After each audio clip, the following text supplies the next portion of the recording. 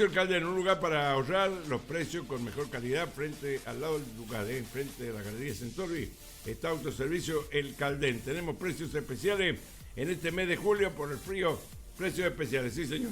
Y ahora llego en la última. Panadería y confitería Rosimel, el shopping de la delicia. Vas a encontrar todo para la fiesta de eventos. Panadería Rosimel, helado Lo Moro. Y además tiene la primera sucursal en la calle Belgrano. ¿Tenemos a la doctora ya en línea? Ya está en línea, ¿sí? La doctora. Doctora, buenos días, un gusto saludarle. Le pedimos disculpas por el atraso. ¿Cómo le va, Marina Martínez? Buen día, Oscar. Buen día, Leila. Buen día. ¿Cómo estás, doctora? Muy bien. ¿Con frío en la capital o no? Bien, muy bien.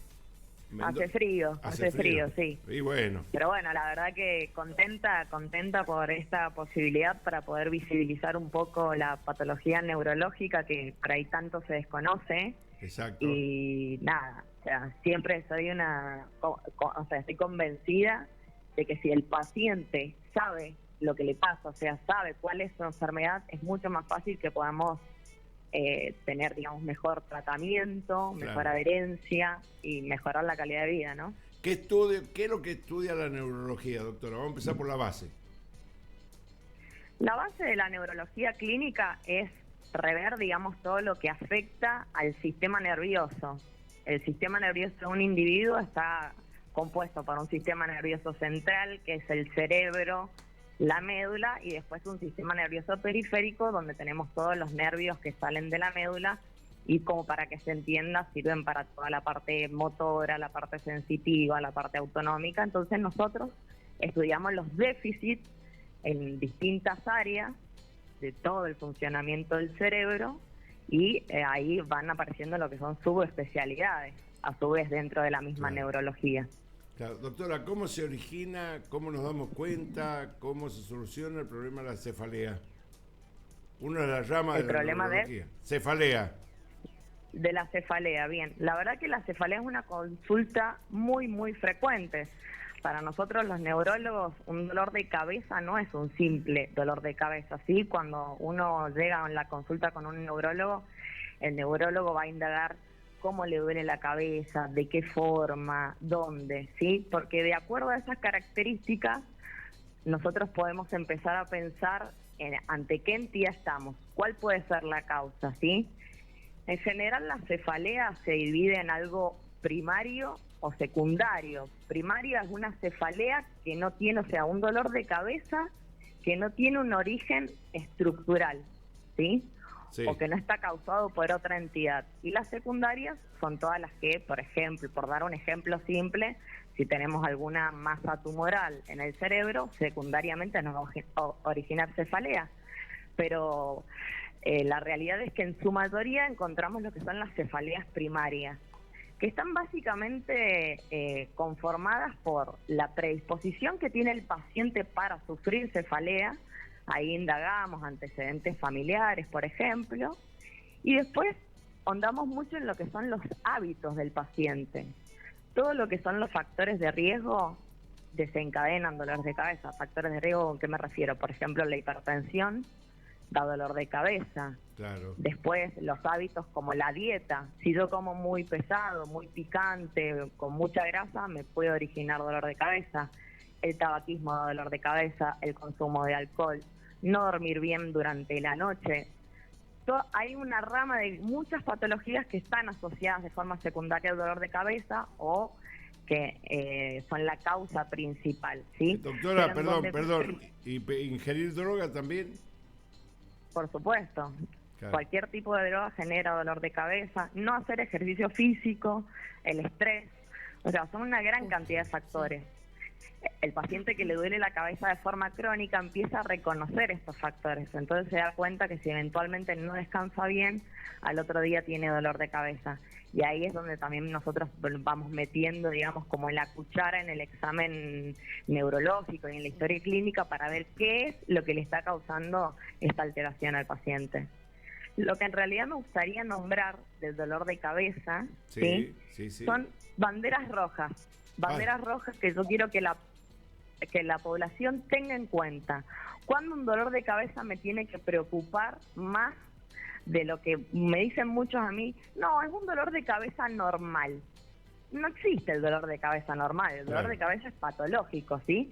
Pero tenemos entidades que revisten más o menos gravedad.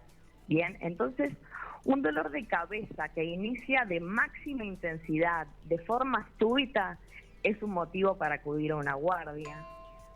Un paciente que viene teniendo un tipo de dolor de cabeza y le cambia la característica o le cambia el lugar donde le duele, un dolor de cabeza que lo despierta a la noche, también tiene que ser muy llamativo, sobre todo también el dolor de cabeza en pacientes mayores de 50 años. Cuando un dolor de cabeza arranca en un paciente mayor de 50 años, abrimos el ojo y sospechamos y empezamos a indagar sobre otras posibilidades, ¿sí? Sobre cefaleas secundarias, exacto, cefaleas secundarias. ¿Hay alguna edad límite o mínima para sufrir esta enfermedad de la cefalea?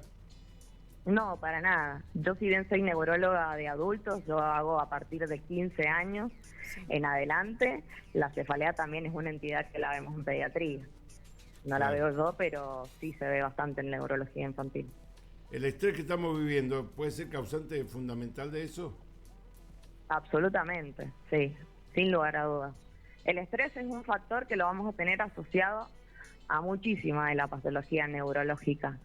Por una cuestión fundamental, nosotros hay una cuestión llamada epigenética, que es, nosotros tenemos cierta cantidad de genes o cierta cualidad de genes, más bien dicho, que se pueden expresar o no de acuerdo al ambiente al cual los exponemos. Es decir, si yo tengo, por ejemplo, en mi familia antecedentes de cáncer y yo fumo, tengo la predisposición genética y encima lo estoy exponiendo a un ambiente, al gen, para que se desarrolle. ¿Se entiende? Claro. Entonces, el estrés es un factor que hace que los genes se expresen o no se expresen y por eso se produzcan tales o cuales enfermedades. Claro, ¿la cefalea se puede terminar con la continuidad del dolor de cabeza o puede ser que yo un día me levante con dolor de cabeza, el segundo día también, después se me pasa un tiempito, me vuelve a venir, ¿es así? ¿Es interrumpido? ¿O la cefalea es permanente? No, podemos tener muchísimos patrones, es más, podemos dividirlo en distintos tipos. Tenemos cefaleas, por ejemplo, tipo tensión, que es la más habitual, que es la que el paciente refiere que siente como si tuviera una vincha que le está apretando, ¿sí? Ese es bien una cefalea tipo tensión. Y, por ejemplo, después tenemos todas las entidades migrañosas, donde duele solamente la mitad de la cara. Y de esa misma forma podemos clasificarlas en episódicas, es decir, estas que aparecen, no sé, una vez a la semana, una vez cada 15 días, o crónicas, aquellas que tenemos más de 10 a 15 eventos por mes, que esas revisten una gran discapacidad en los pacientes. ¿En qué puede terminar la cefalea, doctora? ¿Cómo? ¿En qué puede terminar, digamos? ¿En qué puede explotar la cefalea? No, la realidad es que, por ejemplo, como para nombrarle una de las cosas, tenemos lo que es el estatus migrañoso, que es un dolor de cabeza, es una migraña que dura más de 72 horas, ¿sí? No quiero alterar ninguna cuestión de la medicina en sí, pero para que se tenga en cuenta, esto es como si el paciente estuviera convulsionando. O sea, para el cerebro es un daño como si el paciente estuviera convulsionando. O sea, tanto tiempo el dolor de cabeza. Por eso el paciente que tiene dolor de cabeza de forma habitual, generalmente me pregunta en la consulta por fallas atencionales o que ellos refieren como olvido o trastorno de memoria, porque el cerebro empieza a estar tan atento al dolor de cabeza que empezamos a perder atención sobre las cosas de la vida diaria. Lo más importante son las banderas rojas que yo nombré recién, de los dolores de cabeza que tienen que consultar urgente porque pueden ser causas secundarias potencialmente tratables. Vamos a aclarar una cosa, que la doctora Marina Martínez de Vito trabaja en el hospital de Saporiti, ¿verdad, doctora? ¿Qué días? Exactamente, yo atiendo en el hospital los días miércoles, jueves y viernes.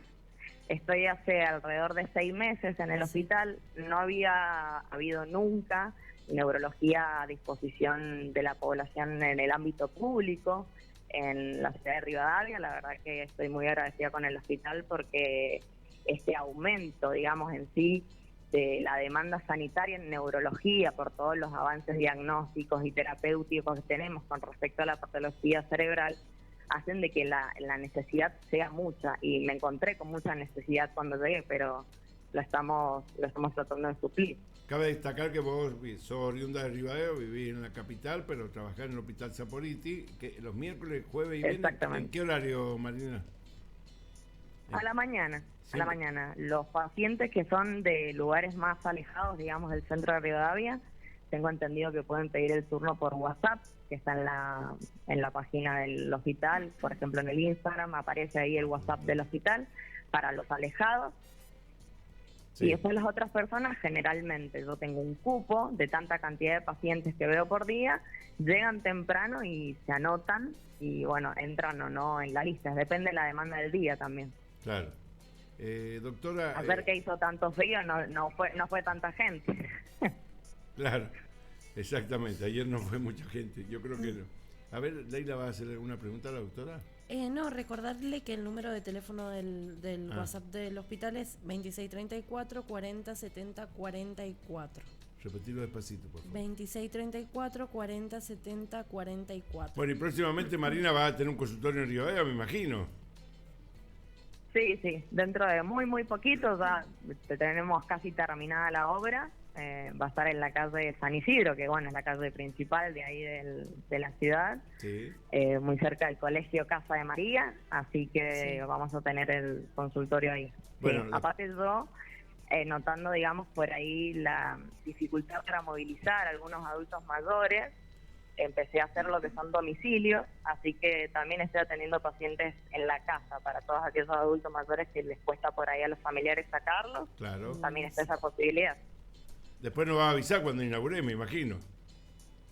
Sí, obviamente. Así lo decimos. Vamos a hacer unas empanadas. ¡Eso! No, pues la empanada no está... Bueno, si va bien, pero si no, para difundirlo mucho, ¿sabes?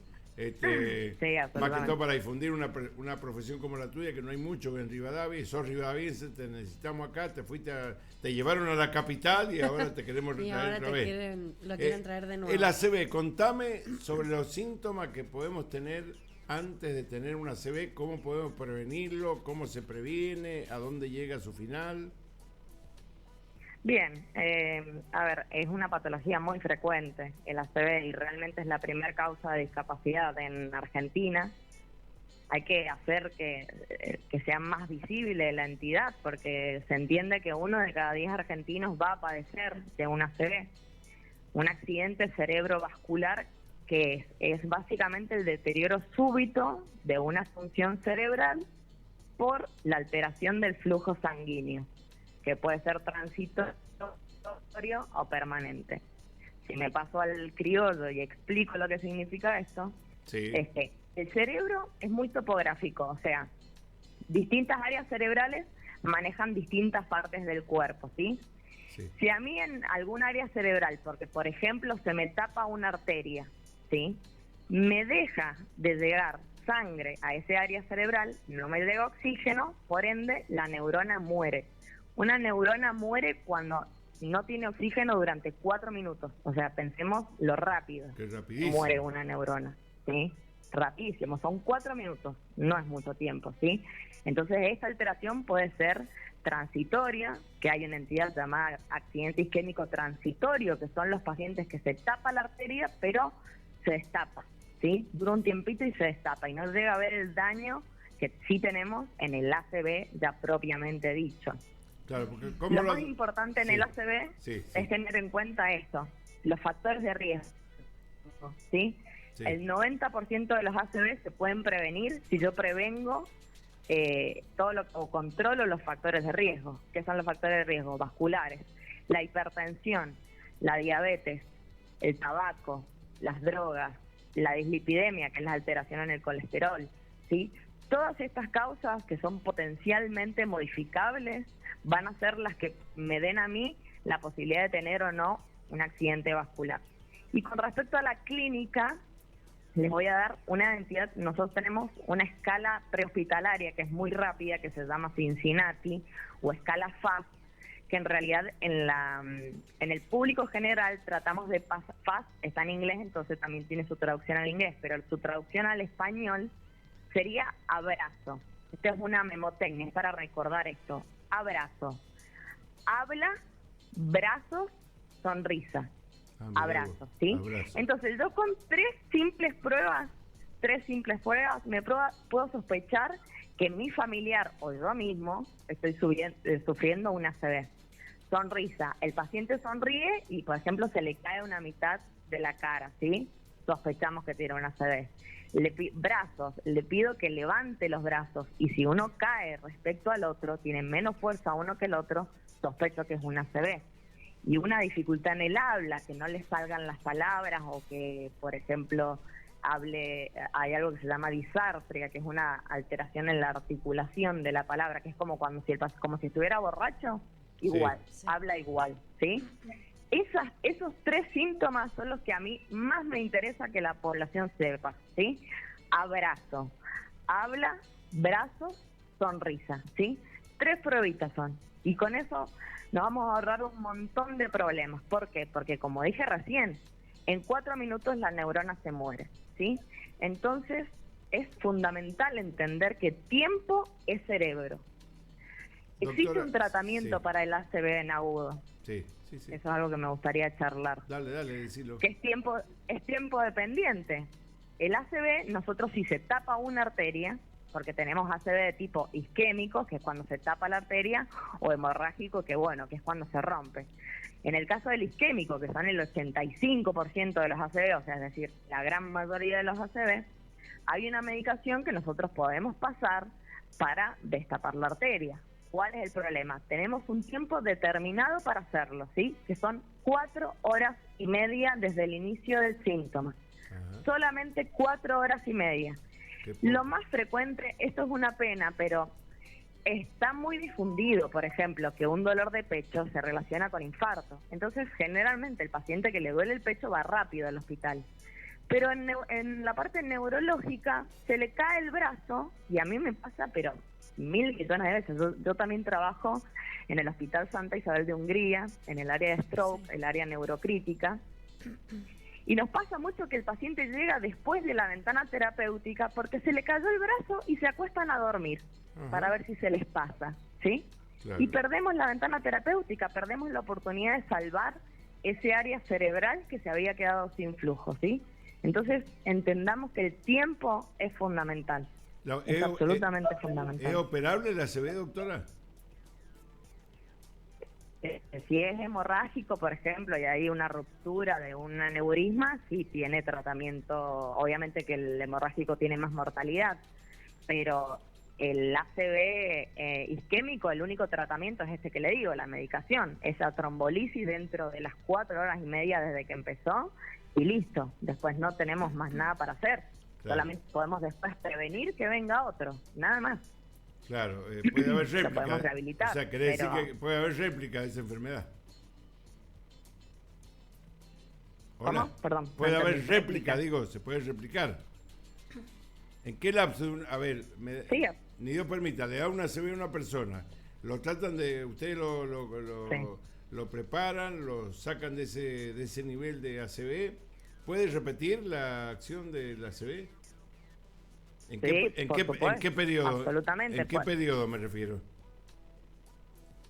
No, a ver, lo que pasa es lo siguiente. Un paciente tiene una ACV, entonces nosotros nos preguntamos por qué, ¿sí? Por ejemplo, ¿tiene placas de colesterol en las carótidas, o sea, en el cuello? Entonces vamos y buscamos ahí, por ejemplo. Entonces si encontramos una carótida, que es por donde está subiendo todo el flujo sanguíneo, la encontramos tapada a más de un 50% por una placa de colesterol, y ya sabemos que el problema viene de ahí. Entonces se hace algo que se llama endarterectomía, que es que se limpia y se destapa la arteria. O por ejemplo, un paciente que tiene una arritmia muy frecuente llamada fibrilación auricular, ¿sí? La fibrilación auricular, básicamente el corazón, en vez de contraerse todo en bloque como una bomba, ¿sí?, lo hace como si fuera una bolsa de gusanos, literal. Entonces se forman trombos adentro, se empieza a coagular la sangre dentro del corazón. Entonces cuando bombea, va a bombear uno de esos trombos y va a tapar una arteria cerebral. Entonces para eso se anticoagula al paciente con fibrilación auricular. O sea, se va entendiendo que de acuerdo a la causa es la conducta que vamos a ir tomando. Exactamente, doctora. La epilepsia, ¿cómo se origina? Bien. ¿Cómo llega? cómo se soluciona, qué consecuencias tiene el Basi- futuro. Sí. A ver, básicamente la epilepsia, o sea, son fenómenos paroxísticos, es decir, que aparecen de forma abrupta y se van de forma abrupta, producidas por descargas neuronales anormales, excesivas, hipersincrónicas del sistema nervioso central. Nosotros tenemos en la cabeza la convulsión típica, ¿sí? Que es la que se cae el paciente y empieza a hacer un movimiento, se pone rígido, se pone duro y empieza a hacer un movimiento clónico, digamos, con 4 miembros. Pero a mí me gustaría que se tenga en cuenta que hay 1.000.000, pero 1.000.000 de tipos de crisis. Crisis me refiero a la convulsión. Ya se trata de prácticamente no decirle convulsión, sino que se le dice crisis comiciales, por cuestiones de estigmatización, más que nada. Acá se ha cambiado, digamos, la palabra en sí. Pero es importante tener en cuenta que hay un montón de tipos de crisis. Mira, Oscar, Lelia, les cuento algo que la verdad que es muy interesante. ¿Ustedes alguna vez han tenido un déjà vu?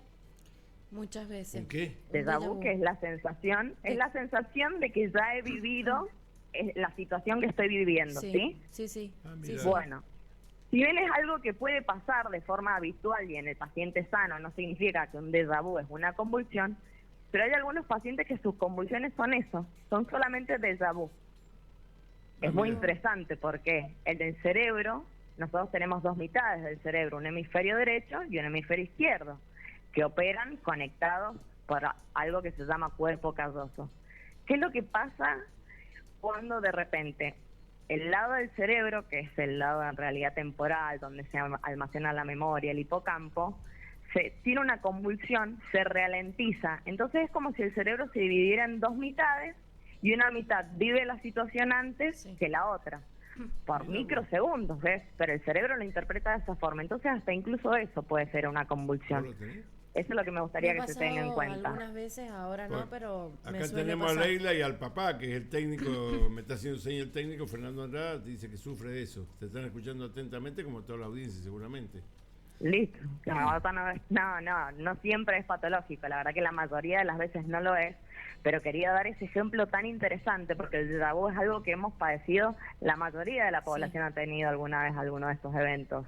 Y esto, tengamos en cuenta esto, si algo aparece de forma repetida, estereotipado, es decir, siempre hace lo mismo, es decir, mi familiar siempre hace lo mismo con la mano, siempre hace lo mismo con la boca, y pasan capaz años haciendo un movimiento normal con la mano y de repente son convulsiones focales, solamente de la mano, ¿sí? Mirá vos. Entonces como causas, ¿sí? Como causas puede ser, digamos, una alteración en la parte eléctrica, tenemos causas estructurales, es decir, si yo tuve una ACV, por ejemplo, puedo generar una epilepsia secundaria porque se dañó un área cerebral y ese área cerebral después empieza a descargar eléctricamente anormal. Entonces tengo una ACV y después una epilepsia secundaria estructural. Existe también las metabólicas, la genética. ¿Cuál es la más Marina, cuál es la más riesgosa? En realidad las que eventualmente son más difíciles de tratar por ahí son algunos síndromes genéticos. Esos son muy difíciles de tratar, son muy refractarios, pero que la población sepa lo siguiente.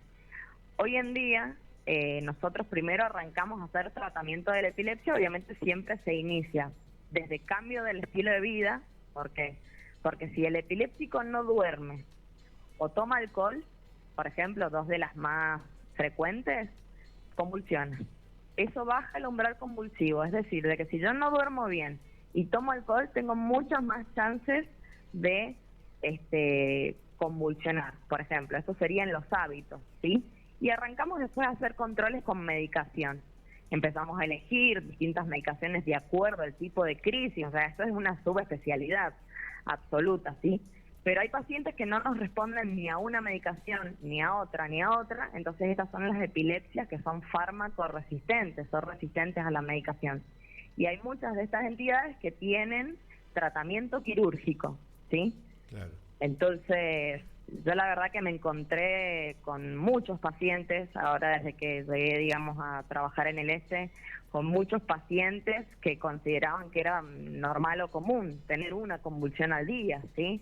Y nada, nuestras expectativas terapéuticas son totalmente diferentes. La idea nuestra es que no convulsione directamente, entonces vamos buscando la forma, y si ya encontramos que es fármaco resistente, empezamos a hacer todos los estudios para una potencial cirugía. Bueno, la última pregunta de esta primera entrevista, porque es muy importante los temas que tratas, Marina, lo vamos a hacer más adelante también, algún otro tipo de tu especialidad. Sí, la verdad que en una sola no puedo tirar toda la neurología de una, tranquila. Pero quería que quedaran lo más importante. Queda tranquila que somos de respetar los horarios, y además me refiero a la intensidad de la charla, y si no queda bien determinado en la audiencia, lo hacemos otra vez, porque esa es la fundamental misión que tenemos acá en Ciudad FM y a través de mi programa. De nuestro programa, mejor dicho. El mal de Alzheimer, para terminar.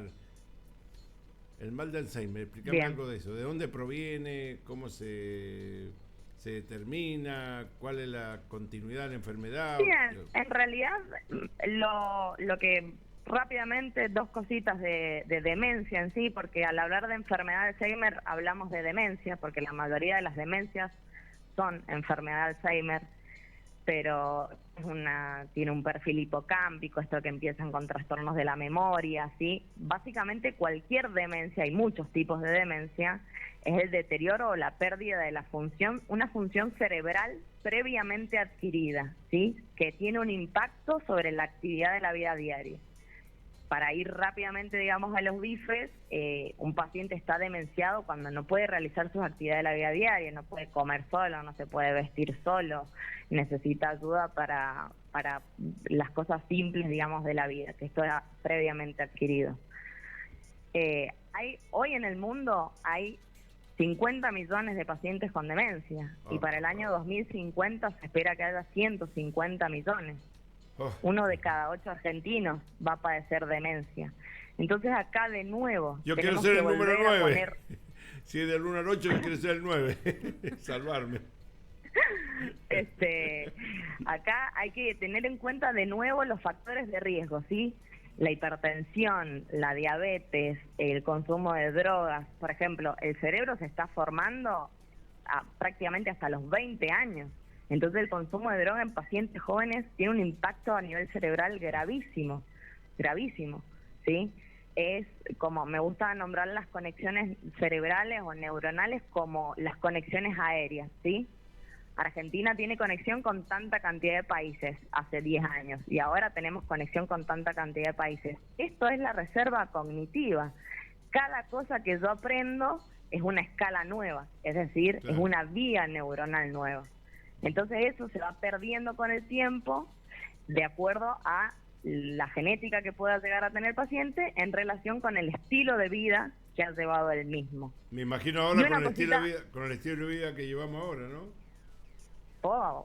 Por eso es la cantidad de pacientes, o sea, de 50 millones hoy en día pasa a 150 millones en un par de años. Exactamente. Entonces, solamente nombrar, sí, cuando hay quejas cognitivas, sea del lenguaje, de la memoria, de la conducta, funciones ejecutivas, memoria de trabajo, lo que sea, hagan una consulta porque podemos arrancar a trabajar con la reserva cognitiva a tiempo.